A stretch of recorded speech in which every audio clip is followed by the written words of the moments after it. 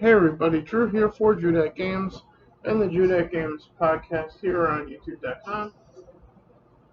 Joining me as usual for episode 22, the E3 2021 review show, my younger brother, Desert Nord. Hey bro. Hey there. And obviously on today's episode, we're going over everything anything meaningful, I should say, that was seen at E3, and if we get through everything quick enough, we will be going through the top 10 games and honorable mentions for E3 of 2021 as well. So with that being said, we'll be going over Summer Games Fest, which was effectively a pre-show for it, which was on the 10th and what have you. We're also going to be going over, let's see, where is it? Moving forward, because there's a couple things to talk about there.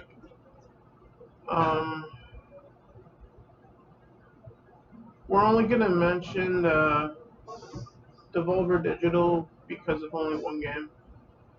Bethesda and Microsoft's thing will be going over a lot more in depth because there's a lot more to talk about.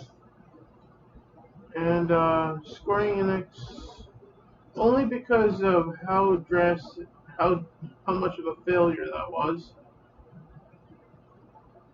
and what they did there, as well as the PC Game Show, and Capcom, and the Future Game Show, only because of how shitty they were. And then finally we'll cap it off with Nintendo, and if we get through it all fast enough, then on this episode we will do the top games list of E3. If not, then we'll save that for next week. But with that being said,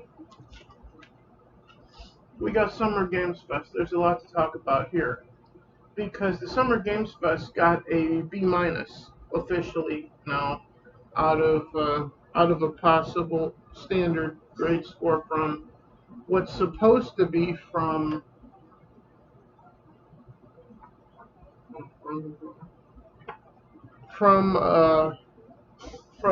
an F to F- to A+, right? Well, one event at E3 kind of ruined all of that with how bad it was, but it is what it is. So we started off with Summer Games Fest with them. I don't know if it was first announced here but it's the first time that I became aware of Tiny Tina's Wonderlands, developed by Gearbox and published by Take-Two, which is coming out early next year. So, any thoughts on Tiny Tina's Wonderlands, bro? Yes, well, it's definitely one of those ones that, for specifically personal reasons, is kind of interesting. Yeah, because we have enjoyed the Borderlands series. And it's in the exact same art style. It's involving a character from it. Only it's its own game and it's its own effective adventure just with her as your dungeon master, if you will. Which obviously is as it sounds with Dungeon Master. It's going to be in the style of a role-playing like Dungeons and Dragons, but in an actual video game form, as far as we know at this point. So after that, there was Metal Slug Tactics, which who cares? Death Stranding Director's Cut. Does that matter to you? No, not really. Okay. We got Jurassic World Evolution 2. Doesn't matter to me, because I'm all dinosaured out at this point. Yeah, there's just too many right now. Yeah. Even though it's coming in 2021, Sable... Probably an okay game. It's just like... Don't need another one. Yeah. Sable, whatever that is, coming September 23rd.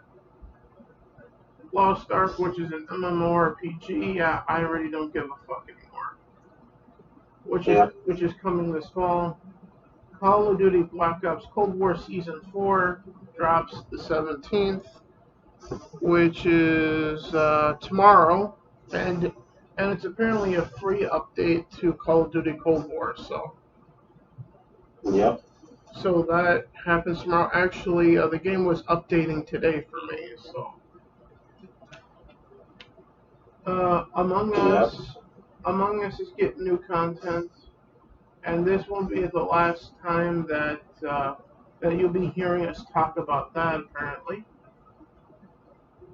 Yeah, probably uh, not. The last time. yeah. A bunch of indie games for PlayStation. The only time that we'll probably be talking about PlayStation the entire time. And it's the only time that PlayStation did anything around E3 at this point as well. Yep. So better some indie games at the Summer Games Fest than nothing, I guess. Solar Ash in 2021. Yep. Chivalry got a launch trailer and is out now as of June 10th.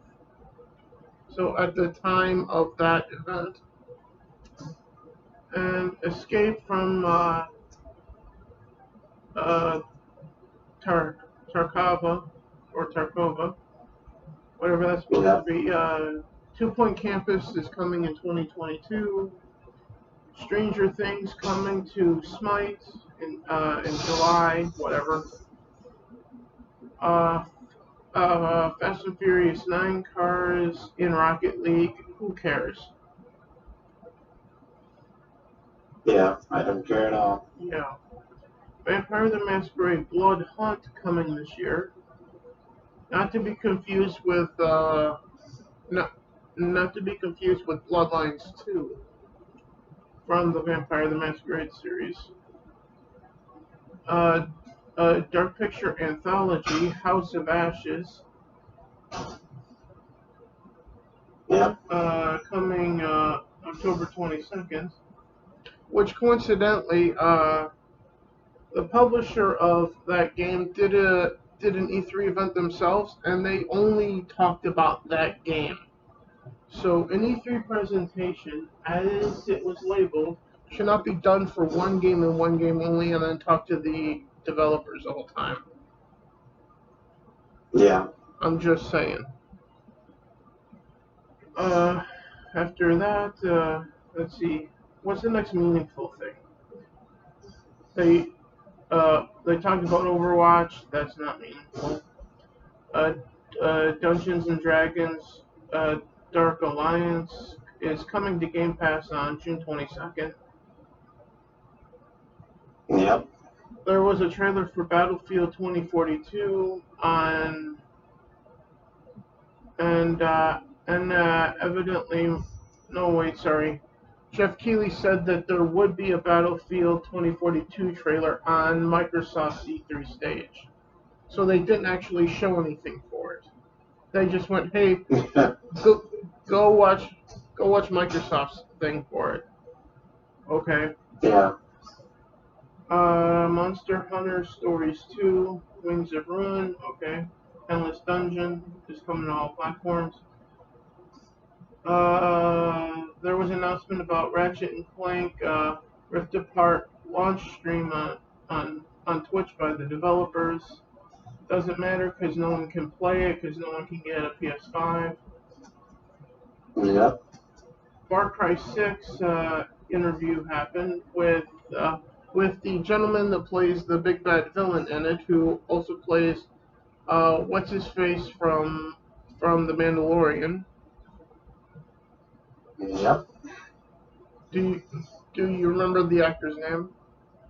Well, 1 second. Okay, he's gonna look it up for you guys.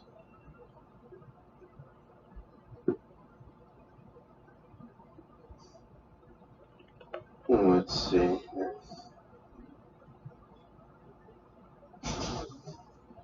Otherwise, the next thing was a new costume for Fall Guys, which is the which is the main character from Nier Automata.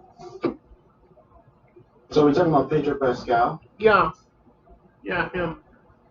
Yeah, there you go. Yeah, so they, no, not him. The guy who plays the The other one. villain. Oh, the villain. Okay, yeah. Fuck Pedro.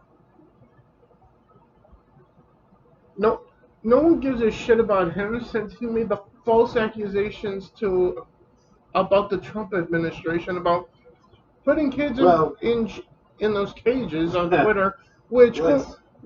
to be frank, that picture was of kids in cages in a different country from a completely different year than he said. Yeah. Well, let's just say, Pedro's Anyway, the real villain. yeah, but So you're talking about Moff Gideon? yeah, the actor that plays him. Yeah, that's the other one. Yeah, that's who I'm talking about. Was the interview with Jeff Keighley. But he was buying into, and rightly so, that his character in Far Cry 6 isn't actually the villain, he's a renegade hero, as he put it. Okay.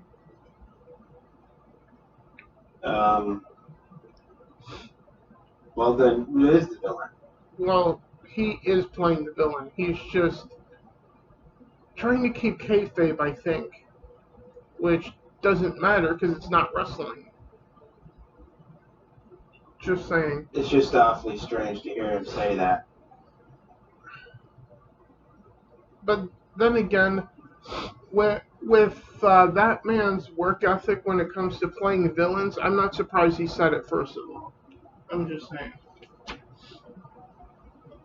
But but after the new Fall Guys costume, which is of one of the main characters, or if not the main character from Nier Automata, there's a new studio called Deviation Games, and they're partnering with PlayStation. Xbox Summer Games Fest demo event supposedly to start yesterday with Tunic. I haven't seen it yet. Evil Dead gameplay and launching this year, and we actually saw Elden Ring to close out the show. But Jeff Keighley made it sound like it was like Elder Scrolls 6 with his promo before the trailer. Yeah, that's a new level of show. Yeah. But Jeff Keighley is supposed to sell you on the trailer first of all, anyway. But it's not Elder Scrolls, but it's kinda.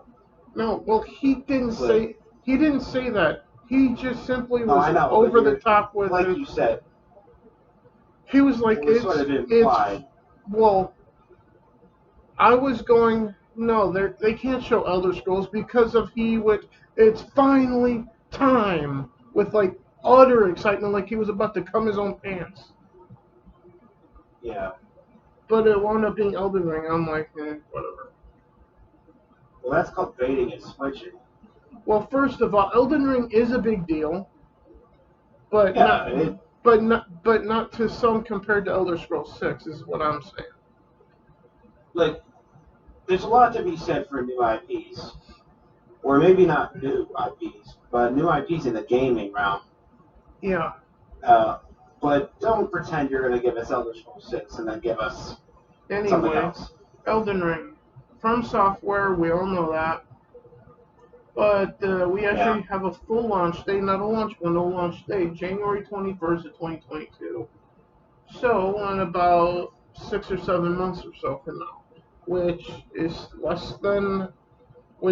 far sooner than we're getting, or when I say we, I mean anyone who could get a next-gen system, who has one, in the case of Starfield.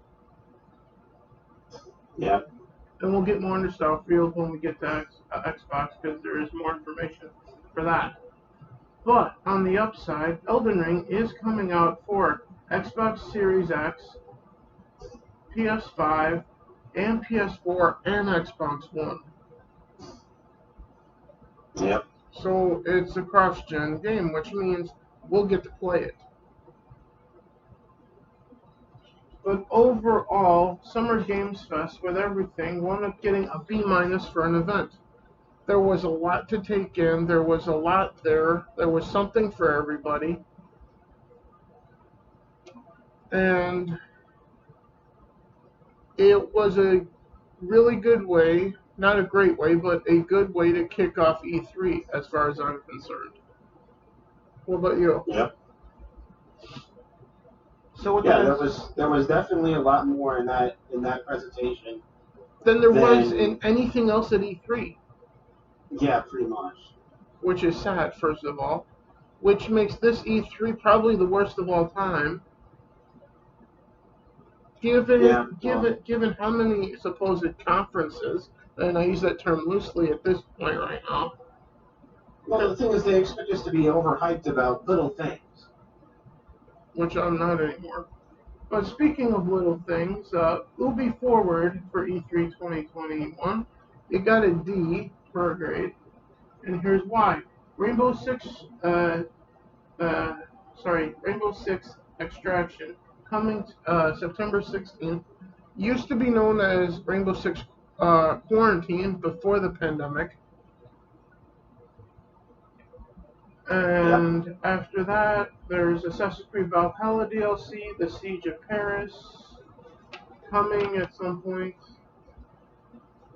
There was the identical trailer that we just saw at Summer Games Fest for Far Cry 6. Yep. The exact same trailer to my knowledge. Unless it was like that cinematic on the boat thing, which might have been the case. And if that's the case, then I take back what I said. Then there was Mario and Rabbids Spark of Hope 2022, which is just more of the previous Mario and Rabbids Kingdom Battle or whatever it was. This is just in space. Yep.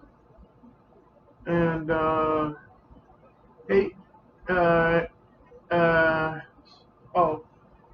I thought I wrote Aviator. I'm like, what the fuck is that? It's Avatar. Yep. So Avatar in the Snowdrop engine for Ubisoft, and it's coming next year in 2022. Yep. So with all of that said, anything that stands out from Ubisoft, other than the cinematic boat scene for Far Cry 6?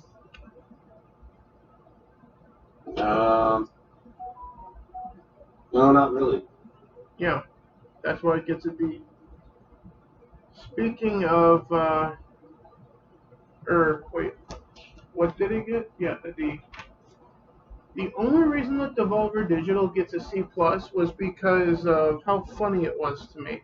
But then again, Devolver Digital has always done their thing based on making jokes at the gaming industry's expense. Yeah.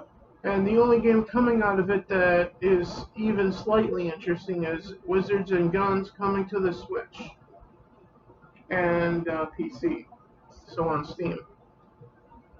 So Devolver Digital gets a C plus, and we finally get to Xbox and Bethesda. And honestly, the best event or whatever you want to call it for E3 this year of all of them. So they kicked off with actually showing their big new exclusive, Starfield. Yeah, which is probably the bigger news of the whole thing, really. To a degree. Followed closely probably by Elden Ring getting a full release date. Perhaps. But Starfield is actually coming out 11/11/22, that being 10 years to the day that Skyrim came out. Yep. And it will be an Xbox exclusive. Yeah, and then some people will say that's an accident. No, because you don't spend like $7 billion to acquire a company and all of their studios just to like release the games fucking everywhere. No, I meant I'm sorry. the date part. I think that's intentional by Bethesda. Yeah, I'm just saying I believe so too. because as Phil Spencer said in the roundtable, Bethesda is just going to be operating as business as usual amongst themselves, but they're a first party team though, which means that Bethesda, the publisher side of Bethesda is still to decide when they release their games, supposedly at that point. And if that's the case, then 11/11/22 is no accident. Yeah. Which means then that if that's the case, at the extreme soonest that I would expect because of the date alone for Starfield to see anything about Elder Scrolls 6 would be next E3. Then. Yeah. And I mean the extreme soonest. Because by that point, Starfield is still not out yet. Yeah. Just something for everyone to think about. So so that everyone's expectations for E3 2022, when it comes to Elder Scrolls 6, are like where they should be, as opposed to like some people that I've been seeing, is they were expecting to see anything about Elder Scrolls 6 this year, which I knew it was not going to happen. Yeah, so now we can basically look forward to next year. Seeing something next year. Maybe. Yeah, I'm not. If I were to put a percentage on the chance, I would say because Starfield still wouldn't be out yet, 10% chance. Compared to this year was 0, as far as I'm concerned. Yeah. Going in. And the only reason we were discussing it was only because could there be a chance? Is there a chance? Or is there no chance at all? And as it turns out, I'm right, there was no chance at all. Yeah, the thing I would say about it is we already knew that they were going to do Starfield before Elder Scrolls 6, so... Yeah. But the only question at the moment here is... But the only question at the moment here, though, is Indiana Jones still coming by Bethesda Game Studios before Elder Scrolls 6, which I feel like is still the case. And if that's the case, it's going to be even longer. Yep. At that point. Yeah, it kind of makes you wonder whether they're ever going to come out with it. At this rate, it doesn't feel like it. But with games that are coming out... I wouldn't be surprised if they passed it off to another studio by then. Obsidian would be nice. But they're already doing Avowed, so they're busy. Just saying. But speaking of games that are actually coming out within the calendar year, between now and next June, Stalker 2, April 28th of 2022. So Stalker 2 got a release date. Also after that, Sea of Thieves is getting more content. Pirates of the Caribbean and Captain Jack Sparrow on the 22nd. So today being 16, 17, 18, 19, 20, 21, 22. So that's 6 days from now, Jack Sparrow comes to Sea of Thieves in 6 days now, at the time of the recording of this episode of the podcast. Yep. And they went into Fallout 76, Pit expansion, go fuck yourself, Bethesda.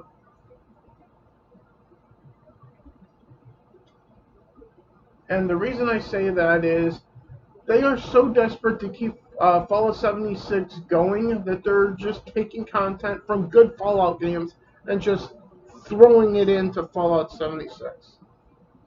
Because they know no one gives a fuck anymore. But they are desperate to make sure that, to try not to be a failure, even though it's already too late, and Bethesda is the last one to get the memo. Yep. Even though they're the ones that can see the player numbers, but yet they're the last one to know that no one gives a shit. Yeah, I don't know why they would even bother.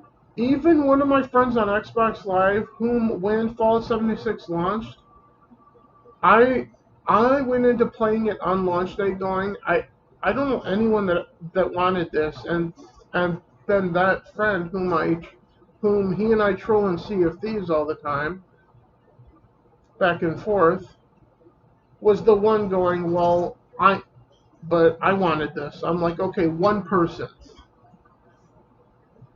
And I just happen to be friends with that one person. What are the odds? I should get a lottery ticket. Speaking of which, Hades is coming to Xbox One. I missed the release date for it. After that, they finally got into Halo Infinite. The multiplayer will be going free to play, so you don't have to buy the game in any way, shape, or form to download and play the multiplayer. And the campaign, therefore, and the multiplayer itself are coming out holiday this year.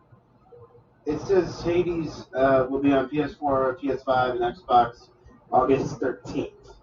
Okay, so in less than a month, everybody. Yeah. So, thoughts on Halo Infinite's multiplayer going free to play? Because that's actually kind of a big deal. Yeah, it's going to be really good. Yeah, because if you don't give a shit about the campaign, you don't have to download and play that. I do give a shit about the campaign more than the multiplayer myself. But I will probably be trying the multiplayer at some point anyway, because I can do it.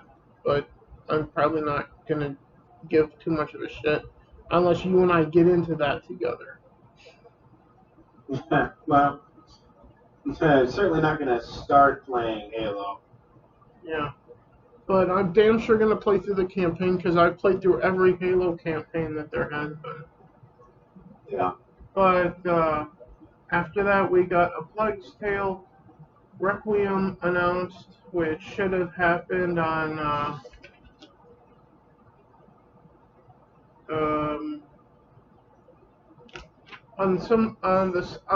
on the stage of the publisher that owns that game, because they actually did one, and all they showed was that. Who the fuck was it? That wasn't Bandai Namco. It wasn't Square Enix either. I can't remember who it was though. But Who did what? The stupid event where they just showed off A Plague's Tale Requiem, and then they talked to the developers, and that was all they did. And I don't know who it was because I didn't write it down because it wasn't worth talking about. But I only bring it up here because we're talking about Microsoft's thing and whatever they did. They also showed a trailer for Far Cry 6, which I think was the same trailer that we saw previously from Summer Games Fest, which is probably what I was thinking. Well, the developer is Asobo. Of A Plague's Tale? Plague's Tale.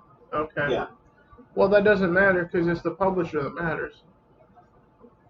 Yeah, I think it was the Xbox presentation. No, it wasn't. There was another presentation by another company that only talked about Plague's Tale, and then after the interview, they're like, "Have a good day, everybody. That's the stream."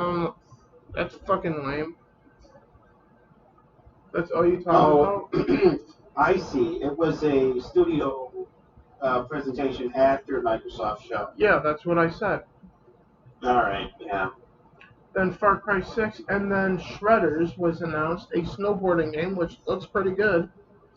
And it's coming this December, so kind of fitting about Christmas time. We're gonna go snowboarding, or sorry, we're gonna go shredding. Well, that's the way game releases are supposed to be. Yeah, Timely. indeed. Well, especially if it's a winter sport around Christmas time. Speaking of games to get excited about, even though it's an old game for some people, PC and Nintendo players, Among Us is finally coming to Xbox and Xbox Game Pass at some point this year. There's no official release date, right? Yeah, I don't think so. Yeah. Yeah. But it's coming to Game Pass, which means that when that comes out, Desert or I are going to be All they trying to get a said, group of people. bro, Yeah. all they've said, bro, is that it will definitely be before the end of the year. Yeah. So when Among Us comes out on Xbox, Desert and I are going to try to get a team together so I can stream it on Twitch and we can play it with people that we know on Xbox Live. Yeah. Although it wouldn't be too much of a bad thing to get a party chat going with whoever and play it with whoever shows up too. I guess. But I would rather do it with people that we're already friends with, and by we I mean mostly me. Yeah. Because if I know a number of the people that I know on Xbox Live, they're probably gonna at least give it a try. In the case of a couple people, which I'm not going to say on the podcast, their usernames. But after that, we got a very funny trailer making fun of the fact that they themselves don't have anything other than a title for their game, and it's Obsidian and it's The Outer Worlds 2. Yep. Because when you make fun of every company, including yourself, in the moment, that you don't have anything, you're only showing, and you actually say it, you're only showing the silhouette of the character and the main character's back because you haven't finished making even the main character yet. You don't even have a story yet, but all you have is the title, so here it is. That's actually pretty funny. And actually quite refreshing as far as I'm concerned, because no one else has done that. Well, that's a hell of a lot better than them not saying anything. I'll give them that. Yeah, it's just better than just a title being flashed on the screen for a second and then moving on. Which is like basically what we got for Fable and The Elder Scrolls 6. Yep. Which you could make a case for both of those games are a little more important than The Outer Worlds 2. Just saying. So after The Outer Worlds 2 was fun, a announcement of a game that we didn't know was coming, but we didn't. Forza Horizon 5. It's coming out this November. It's set in Mexico. Okay, I have two things for the release. Because initially it was a release window, then in the very same presentation, one of them said, it's coming out November 9th. Well, then what the fuck was with the generic November shit? I guess that's another way of saying they currently intend it to be the 9th. But then they actually went... But then it was actually said at the end, actually coming on November 9th of this year. Yeah. But it's also pre-installable right now from Game Pass right now. So you can download part of it now. And I know you guys can't see that screen because it's off camera, but it is what it is. And there's a reason why I have Nintendo in the background, because, in my opinion, the biggest game to talk about is from Nintendo. as far as I'm concerned, at least anyway. But we'll get there when we get there. And then finally, after Forza 5, we thought that there was going to be some big reveal. No, it was just Redfall coming summer of next year, so in about a year from Arcane Studios, which is basically Left 4 Dead but with vampires, basically. So with that being said, Microsoft does wind up having the best conference at E3, but in a lackluster year across the board, that's not hard to do. Because they did get a B+. That was like one step above Summer Games Fest, only because of there's more stuff to be interested in my opinion, for Xbox than there was in the entire massive show that was Summer Games Fest. Kickoff show. Yeah. Which is why most of the top 10 list is probably going to be stuff from the Microsoft event. But then again, a number of things at Microsoft's thing was also at Summer Games Fest. Which does remind me, I didn't write it down because I didn't care to, but we did see the trailer at Microsoft's thing for Battlefield, so. But it wasn't worth mentioning, though. So, with that being said, after Microsoft came Square Enix. This was an absolute fucking failure. I wish I could do an F with my fingers. Oh, wait, I can. There you go. So, they led with Guardians of the Galaxy from Marvel Studios, which is a game coming out, who gives a fuck? September, I think. October, I don't know, I don't care. Then they went into Final Fantasy games across the board are going to mobile and Steam. Whoop-de-doo. Avengers is getting a Black Panther expansion featuring Wakanda. Okay. Hitman sniper game. Looks woke as hell. Yep. This game is actually the most interesting thing at Square Enix's thing. Babylon's Fall, coming to PS5 and PS4. When, I don't know, but it's a cross-gen game, so it's good. I'm going to be looking into it, I know that much.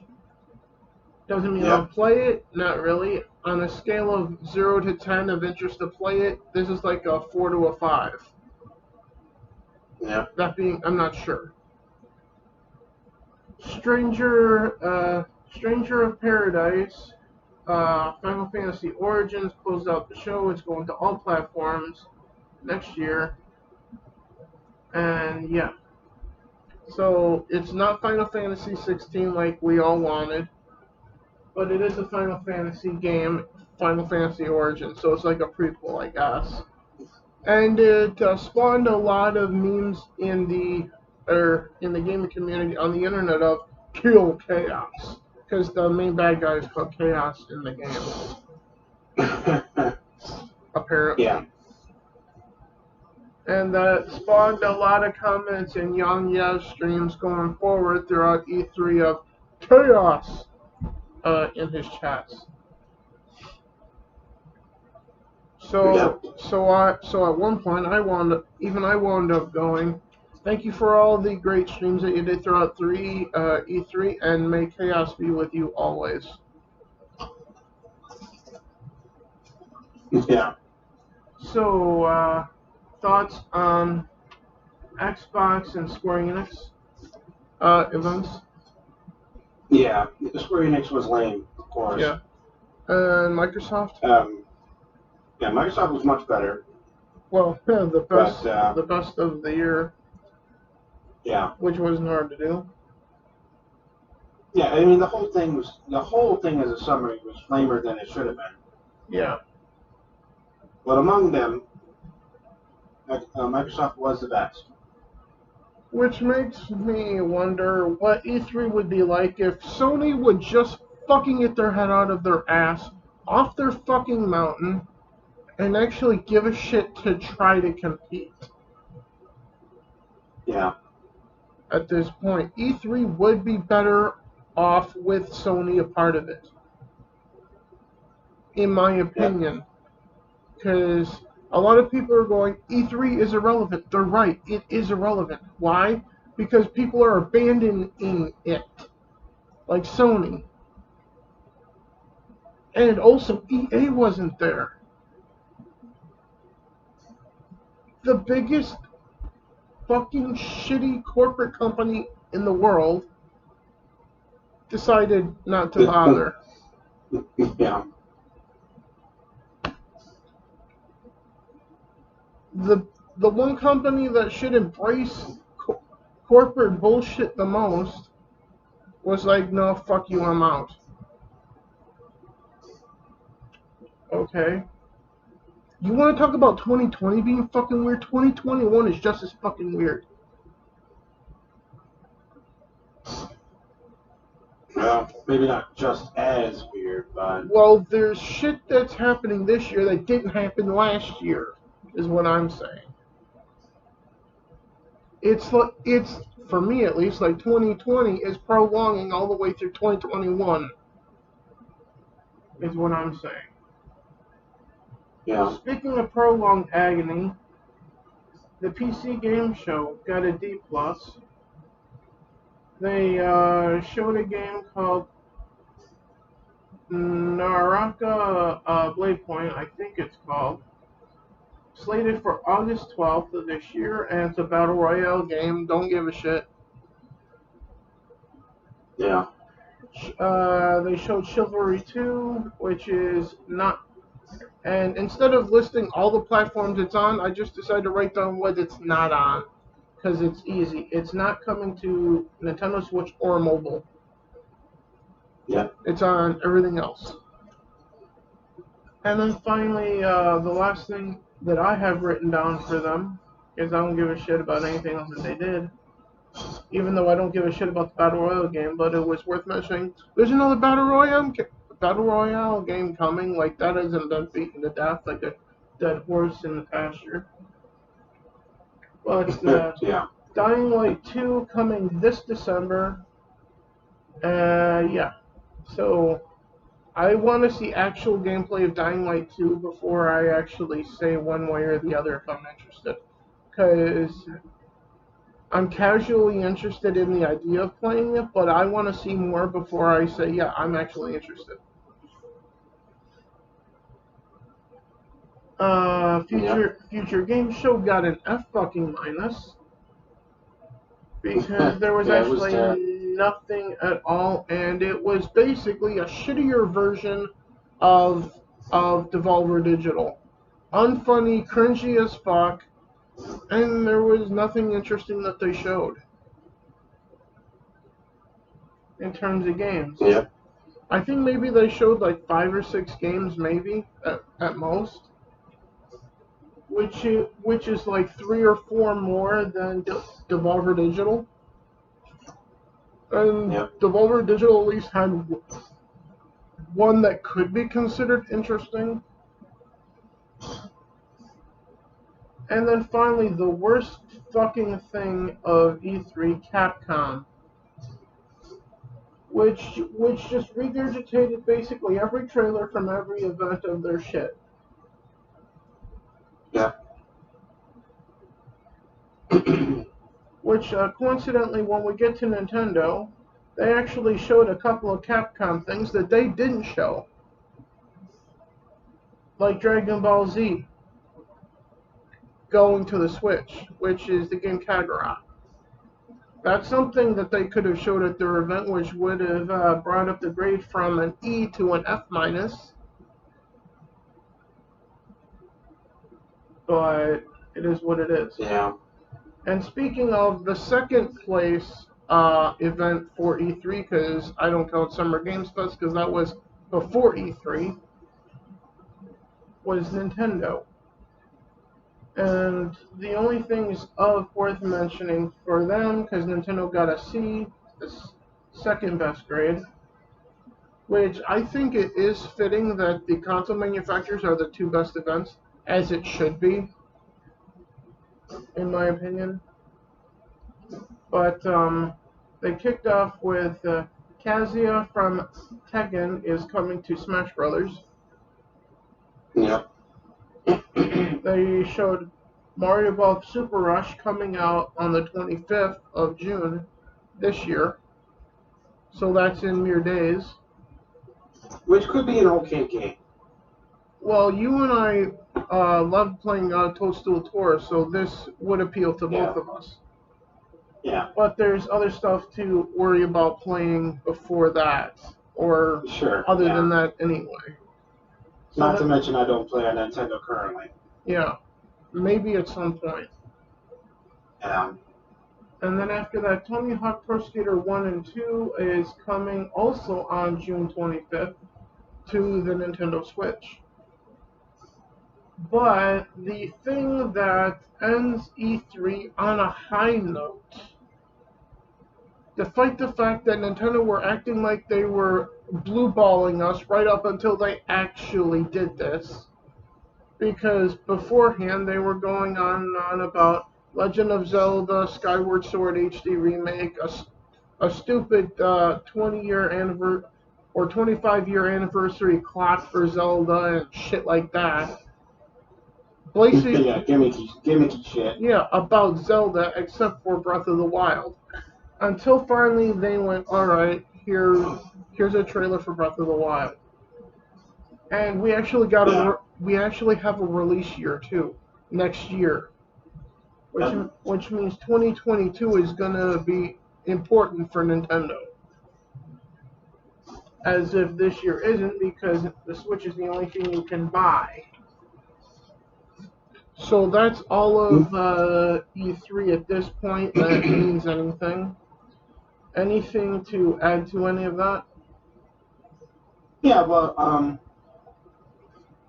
the Breath of the Wild 2 is definitely the most exciting thing of all. Yeah.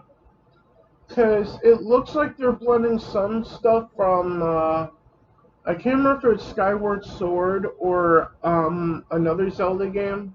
Or, well, it's obviously another Zelda game, but aspects from a different Zelda game into Breath of the Wild for the second installment of the Breath of the Wild series. The only possible exception would be Starfield.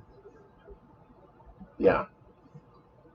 So with that being said, we're at the 48-minute mark, so I think we got time to do the list of the best games shown at E3 this year then.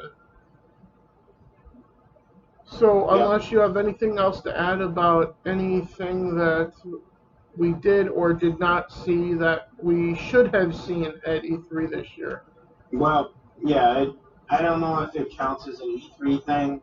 Yeah. But there was the Battlefield 2042.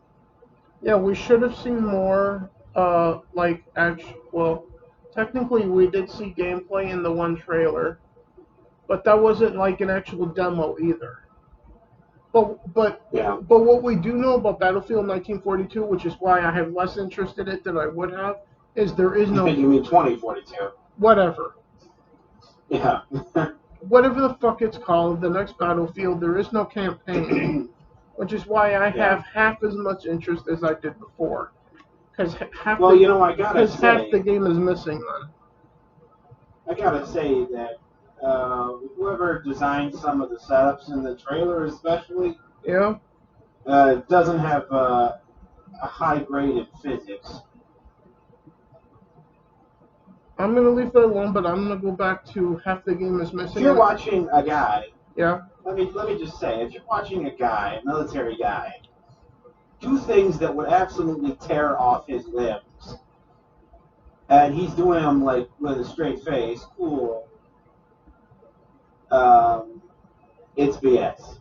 Yeah, but what is also BS is you know damn well they're going to sell it for $60 with half the game missing. They should be selling it at $29.99 with because it's a multiplayer only game. Yeah. I'm just saying.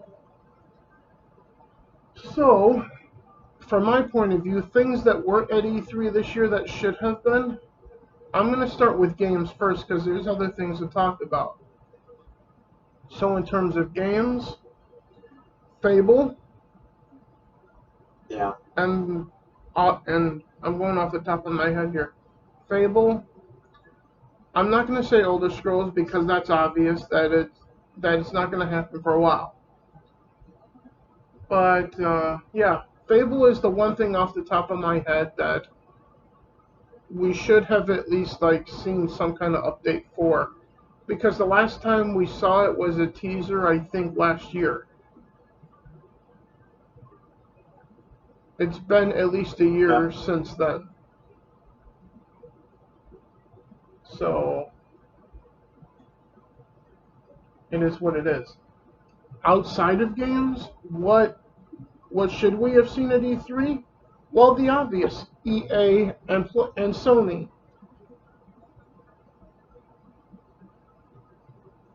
And beyond that, the one other obvious thing, which, like I said, I'm not going to stop talking about until someone does fucking something, an update to the current situation involving making retailers actually sell the systems to people who go in the store. In other words, allowing people to walk into a store and buy a product. What a radical idea! Yeah. That's revolutionary shit right there. Fuck. So, on a positive note, to close things out, the top 10 games of E3 2021. We actually have 12 games listed, so there are 2 honorable mentions. So, to begin with, at number 12 is Battlefield 2042. Only because most of the other shit is less interesting than that. Yeah. So with that being said, anything to say about Battlefield 2042 that we haven't already said? Nothing really, because all it is a trailer. Yeah. And that's great, but there's no campaign, so we're getting half the game. Say what you want about Battlefield 5, but at least it was a complete game. It was a complete shitty game, but it was a complete game. Yeah, but this might well be an incomplete decent game when it's all said and done. For all we know at this point, it's probably gonna it would have to be better than Battlefield 5. Well, let me just say, it looks like Call of Duty with more lulls. Yeah. So, also an honorable mention at number 11 is Tunic, which is supposed to be getting a demo basically right now. Which reminds me, let me look while we're discussing this shit. So, talk about Tunic while I'm looking.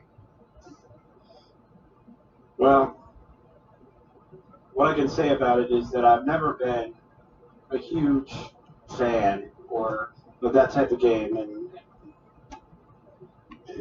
it just didn't pique my interest that much.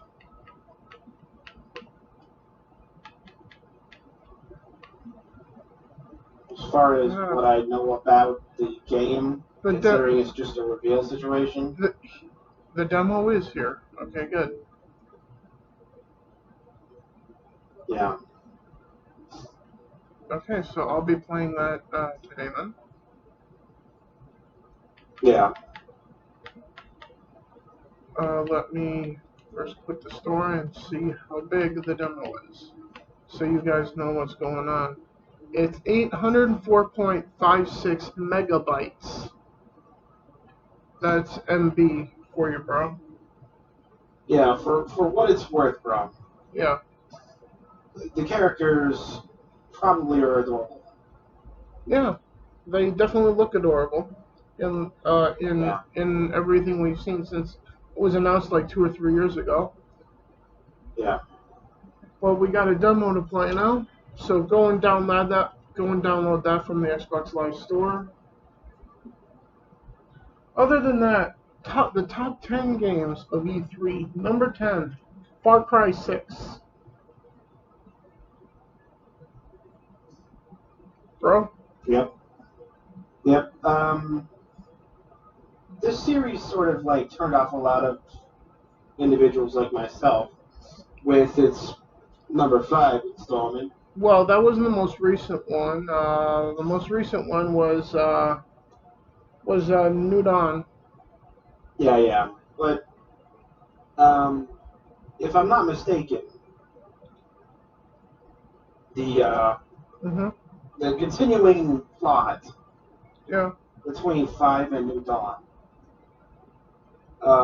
which basically I found interesting, but yeah, if you like that type of thing, which is kind of partially a rip-off of other games.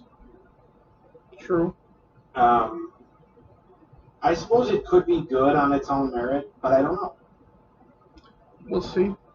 All I know is this one it's kind of going to have to be, though, for me, because I got turned off. When it comes to the Far Cry series, I've only played all the way through one of them so far, which I do intend to try to play through all of them at some point. But the only one I've played all the way through, like, around launch of the game, was 5. Yeah. Because there was really nothing else going on at that point that was interesting. But with that being said, yes, Far Cry 6 is at number 10. Number 9 is Forza Horizon 5, which, as I said, you can pre-download from Game Pass right now, which is available for Xbox Series X and Xbox One. And obviously I'm playing it on Xbox One until further notice. Yeah. So yeah, that one is a game where normally I don't mind racing games. I kind of have a thing for them. Yeah. But it's one of those ones so that's you than me, yeah. Yeah, it's one of those ones that's like racetrack type style, as opposed to street style. Yeah. So it's not as much up my alley. Yeah. But still, it's probably a good game. I can't say anything negative about it, really. Just that my interest is limited. At number 8, for best of E3, is Halo Infinite. It looked a lot better in its current state now from what we saw last year. Yeah, I mean, my expectation for that is for it to be the best Halo game ever made. Which it needs to be, because that's the expectation. Because 5 was lackluster as hell, 4 was a little bit better, but still was no Halo 3. Yep. So the last 2 Halo games we got, mainline Halo games, was just. If we're doing a graph with my hand, which I'm going to try to do, here's Combat Evolved, here's Halo 2 going up, Halo 3 going up still, ODST at the peak, and then Halo 4 down a little bit, Halo 5 down further. Right now, Halo is on a downward trajectory since Bungie jumped ship. Yeah. From my point of view. As funny as that sounds. Yeah. Bungie took a jump, and Halo has been going down with them. Yeah. Because it ain't Bungie doing it. But, let's see. Considering the next one, there's actually a lot of hype. Actually, hype making this more worthy than number 7, but this is our collective list between Doesn't Ord and myself, so take it with a grain of salt. If you disagree, just comment down below what your top 10 games of E3 2021 are. I would love to hear it, or read what you're interested in. So at number 7 is Elden Ring. Yep. So anything to add to Elden Ring, or? Yeah, Elden Ring. Elden Ring has every reason to be good. Yes. Open world, the typical combat you would expect from a From Software title, which is high expectations. Which is the Dark Souls style.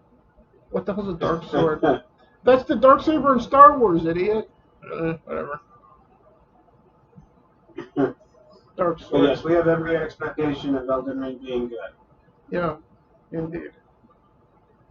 So, at number 6, we got Among Us coming to Xbox One.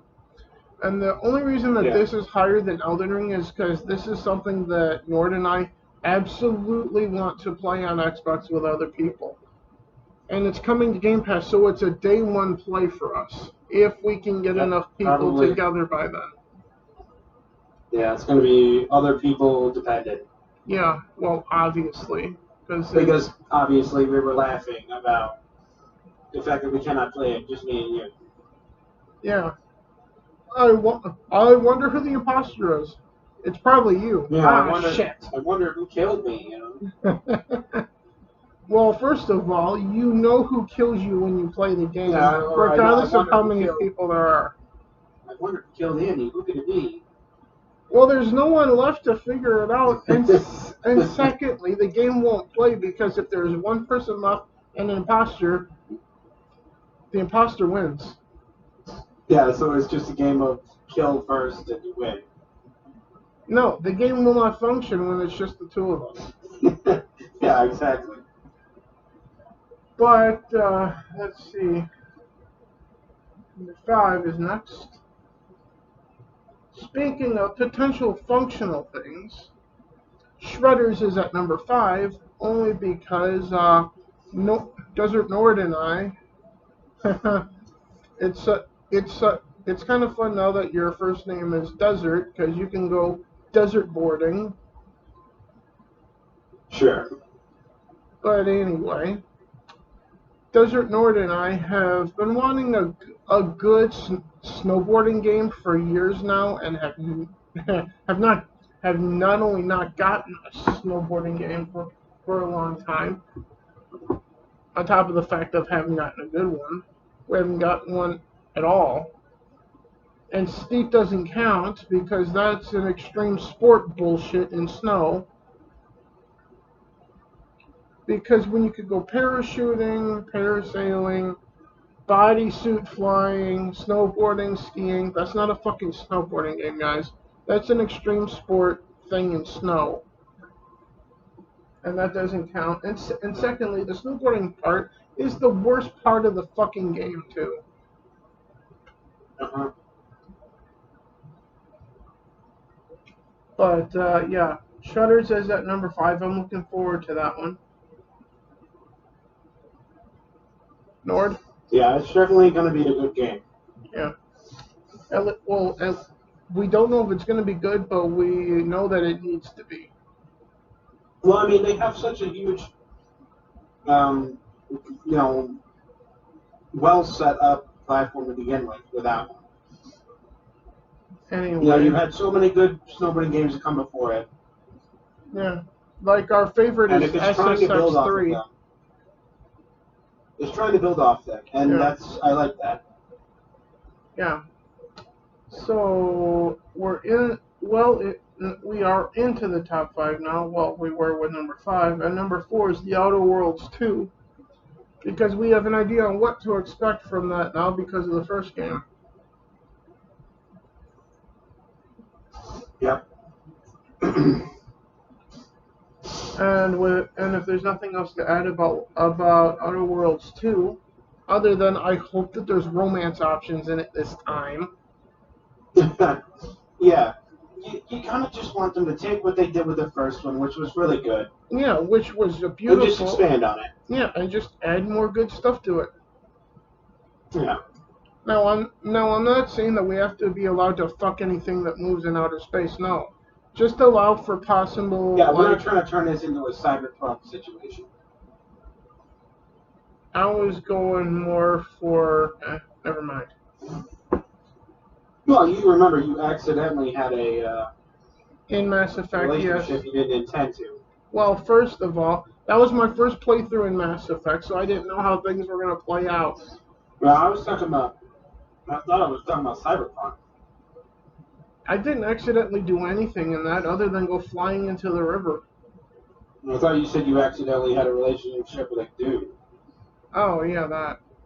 Well, yeah, that's what I meant. That wasn't a relationship. That was like the guy took money that I was trying to give to the girl, and then he dragged me off to her room and fucked me. Well, that's what I meant, bro. Because it looked like the logo for the prostitute thing was over her head, but he was standing behind her. Yes, I still laugh about that one. Yeah, fuck you too. It was funny. Anyway, so we're at number 3 now, right? Sure. Because Outer Worlds is at 4. So number 3 is Party Animals, so a spiritual successor to Game Beasts. Something that I absolutely want to play online with people. And I normally don't care about online games, but when it's something fun and silly, I'm absolutely going to give it a try. Because I play Game Beast and I love that game. It's just it's sad that they don't support the game anymore. Yep. And and hopefully that will not happen with Party Animals, and they'll continue supporting it because it looks fun and it looks fun. At number 2 is, now we get into the obvious ones for you and I. At number 2 is Starfield.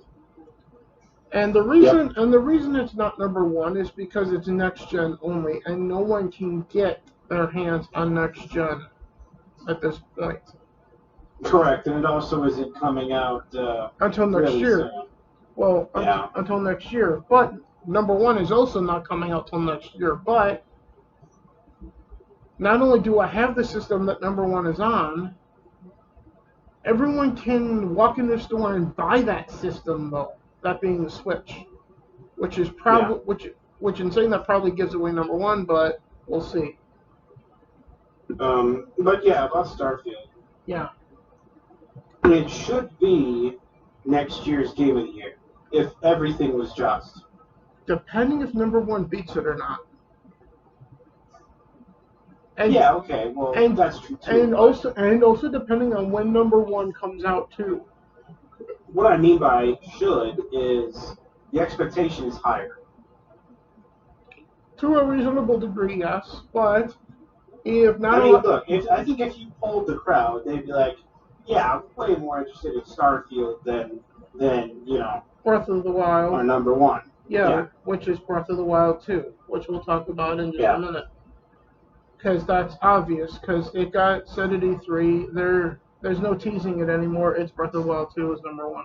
But with Starfield, like I said, it as far as I'm concerned, it will and should all hinge on the availability of the system that it's tethered to. In terms of the console, yes, I know it's going to be on PC. Yes, I know. Shut up, people. But in terms of most people play on console just the same than PC still, which means that the majority of people are, if the console situation isn't fixed by this holiday even, much less when Starfield comes out next November. By that point, if that's the current situation, I can easily see a lot more people playing Breath of the Wild and thinking that's Game of the Year more than Starfield, especially if more people have played it. I'm just saying. Does that make sense? Yeah. But with that being said, those are at least my thoughts of Starfield at this point. Number 1, Breath of the Wild. 2. Yeah. Also coming out next year. We don't have an actual release date. We just have a year, which means, for all we know, Breath of the Wild could come out in March, for all we know. Which would, it could come out anytime. Yeah, it could come out January, April, March, February, May. Actually, February is before March. May, June, July, August, September, October, November, December. Any one of those 12 months at this point. Because all they said was next year. Yep. For all we know, it could be January 1st, for all we fucking know at this point. I'm 99.9% sure that it's not January 1st. I'm just saying. For all we know, it could be. Yeah. If you had to guess when not Starfield, we know the actual release date, when Breath of the Wild 2 will actually come out next year, what would be your uneducated guess? Because we don't have any information to go off of, other than what you're... Yeah. Well, there's the old joke about all my guesses being uneducated. Yeah. Probably summer would be appropriate. If you consider the first Legend of Zelda Breath of the Wild came out on launch day of the Switch, which I think was March of the year that the console launched, I'm leaning towards anywhere from March to May for that reason. Yep. So I'm thinking spring, at least at this point. Now, I've been wrong before. I probably will be wrong this time too, because Nintendo has seemingly done things just to smite what people have predicted at times. But then again, that's usually what the entire gaming industry does to people that cover shit. Yeah. We think this could come on this date. Oh, you think it's coming on this date? Well, it's going to come on that date instead. Fuck you. Yeah. But yeah, I feel, and keep in mind this is based on nothing whatsoever other than wild speculation, or well, almost wild speculation. It's only based on when the previous Breath of the Wild, which you see on the screen right here, for the Switch came out alongside the console. I think it was in 2018, I think, or was it 17 when the Switch came out? Would have been 17, I think. Okay, so yeah, in 2017, in March, I believe it was, Breath of the Wild 1 came out, so that's why I feel the second one could come out anywhere from March to May of this next coming year in 2022. So that's the best games of 2021, and that's the E3 2021. I had an idea for the next episode that once we got through E3 shit, but I forgot what it was. Because I was thinking about it going into Summer Games Fest, which was a week ago now.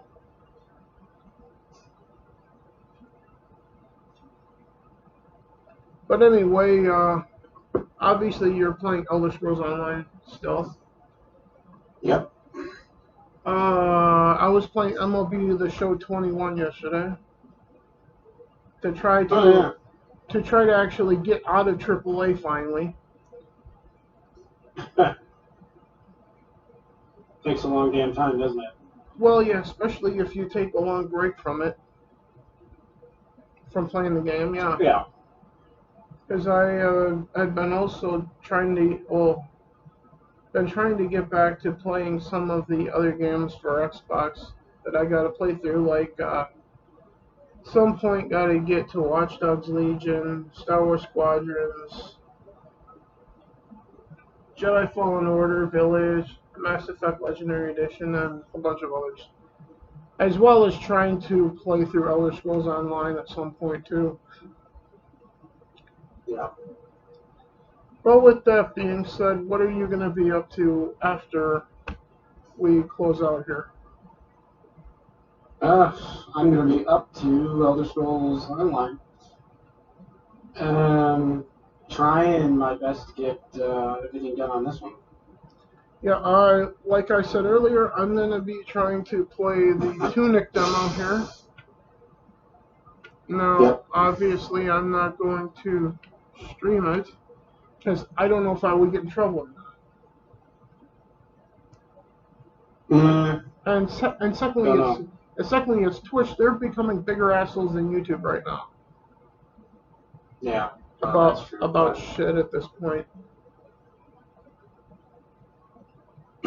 Which is saying something because YouTube has always been an asshole when it comes to copyright. Yeah. I'm not saying something for Twitch to be a bigger asshole right now. But with that being said, the intention before Breath of the Wild comes out is to finally finish playing, before Breath of the Wild 2 comes out, to finally finish playing through the first one. Along with the other games on Nintendo as well, which is Animal Crossing, which is an ongoing game, fuck my life. Yeah. Yeah, that one doesn't end. And Mario Odyssey. Smash Brothers is fun arcade, and so is Mario Kart 8. To get through Mario 3D World and Bowser's Fury, and to finally start playing Pokemon Snap. Yeah. So those are the current intentions at the moment. Now, obviously, with the Nintendo stuff, I won't be able to stream it because there's no direct streaming from the console to Twitch or YouTube. Yeah. But let me know in the comments down below if you are actually watching this, if anybody does. But let me know in the comments down below of my backlog of games. Let me know if you want to see me playing my backlog of games on stream. And if that's the case, then I'll be streaming a whole lot more for you guys on YouTube and Twitch, and then porting over to Twitch. Or porting over to YouTube from Twitch with these streams from Xbox. Well, let me know down below. Do you want to see me playing through my backlog of games, regardless of what game it is? And if so, you can say yes in two ways. Say that in the comment section, or hit the thumbs up, and I'll know that you want me to do that too, and also that you like this particular episode of the podcast. Yeah. So, for example, I'll just ask you now, would you want to see me playing my backlog on stream the whole time? Well, I mean, there are certain ones that are definitely interesting. Like what for my backlog? Well, I like watching, more like action-packed type games, not like the slower games. So you would be interested in watching me try to play Watch Dogs? Yeah, if I'm going to watch a stream of a game, it should be kind of interesting, Yeah. Instead of one of these ones where they just stand around and say things to NPCs. Yeah, which is Bravely Default too, because you're not going to care about that. Yeah. But even so, I wouldn't be able to stream that because that's on the Switch anyway. So I'm just going to list off examples to close out this stream. This thing. In my backlog that I have installed on Xbox right now, there's Assassin's Creed Origins, Assassin's Creed Syndicate, there's Valhalla, there's the campaign for Call of Duty Black Ops Cold War, there's Dishonored Definitive Edition, Dragon Age Inquisition I gotta finish playing through, which I'm almost done. There's Dragon Quest Builders 2, Elder Scrolls Online. I'm gonna play on stream anyway because I'm playing that with Desert Nord at times. Yep. There's Fable Anniversary is in the backlog. So is Fallout 3. So is Fallout New Vegas. There's Far Cry New Dawn. And yes, you guys can't see on camera, but I passed over Forza Horizon 5 because that's not even out yet. There's Gears 5, Greedfall, Hitman 3, Immortals Phoenix Rising, Lego Batman.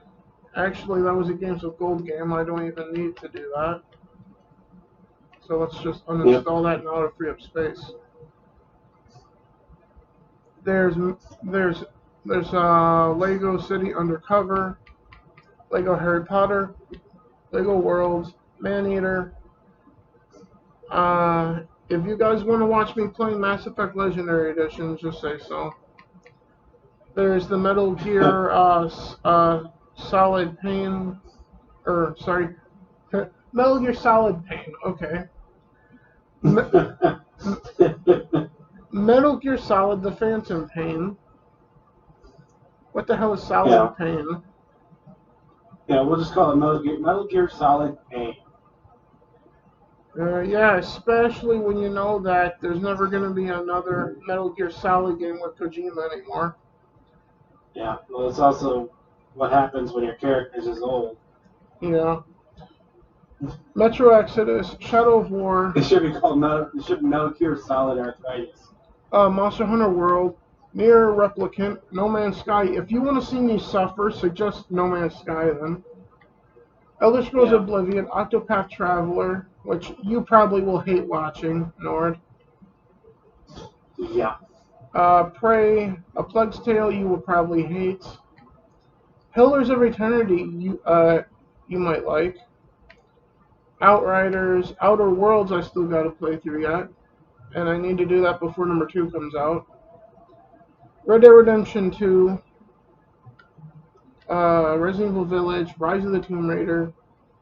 Actually having Sea of Thieves up on YouTube would actually be nice.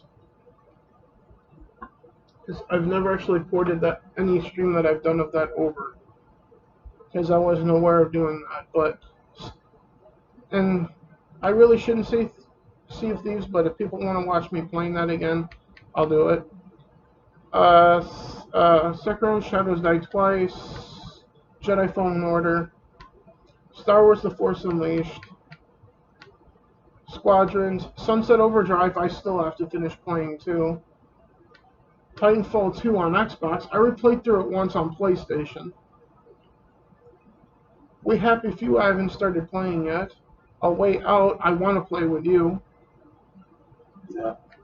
Watch Dogs Legion, Witcher 3, Wolfenstein The New Order, and Yakuza Like a Dragon, and that's what's currently installed. I have a ton more games for both PlayStation and Xbox to play through from the backlog, including a bunch of stuff for the 360, like the basically the entire Assassin's Creed series. But you guys get the idea. If you guys want to see me playing something on Twitch to bring over to YouTube, or if I have it for PlayStation 4, if you want to see me playing it live on YouTube, I'll see if I can do that from my backlog. But you guys gotta let me know what you want to watch me playing, and I'll try to do it. So comment that down below, hit the like button, subscribe for more content like this. And if you guys want to see me playing the backlog on YouTube, go over to the main channel of DDG Gaming here on YouTube for that. And if you want to see the Xbox stuff while it's live, go over to my Twitch channel of DDG Games over there, and follow me over there so you know when I'm live on Twitch.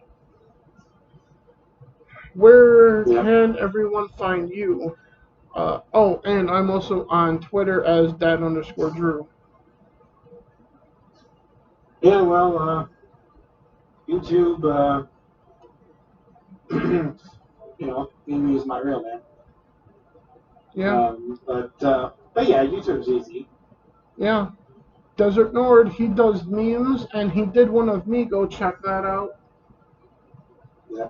Of me running into shit in Star Wars Squadrons.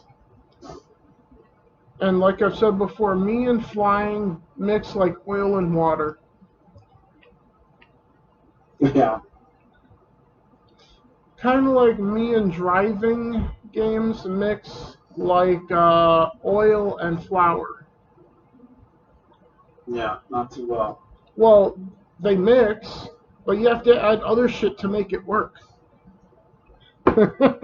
Yeah. Does that make sense to you? Sure. And when I say add something to make the oil and the flour work, like water. So in other words, we have to add you to me playing driving games to make it work. Yeah.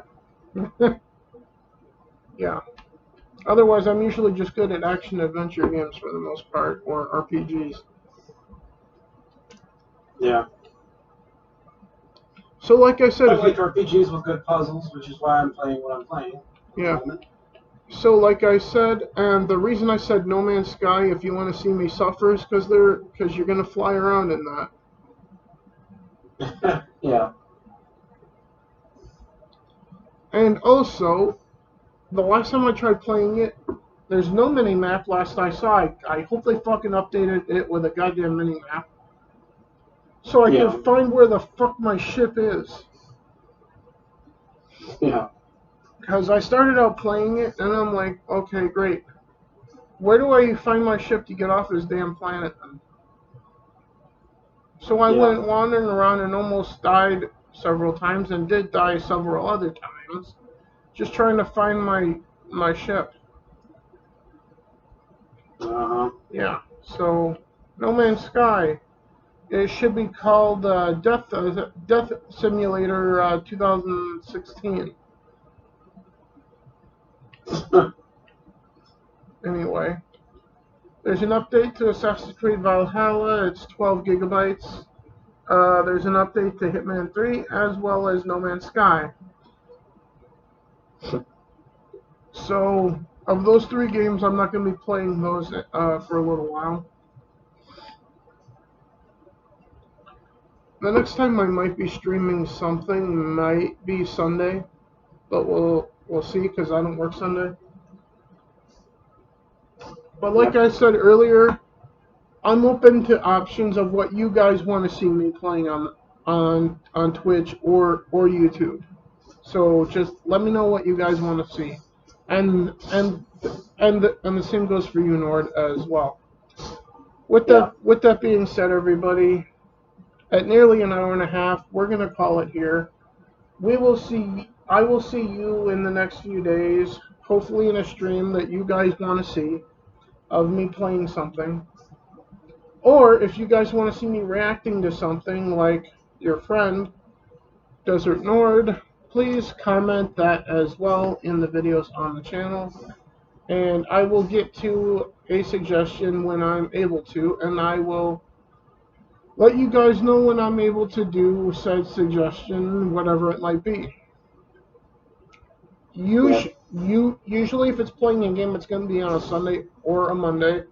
Or if I have too much energy and a lot of time in between work shifts, then I'll probably do it then as well on any given day of the week. But most of the time, it's going to be on Sunday and Mondays. Reaction videos are a whole nother story because those are quickly done. So because that would be when I see the suggestion at that point.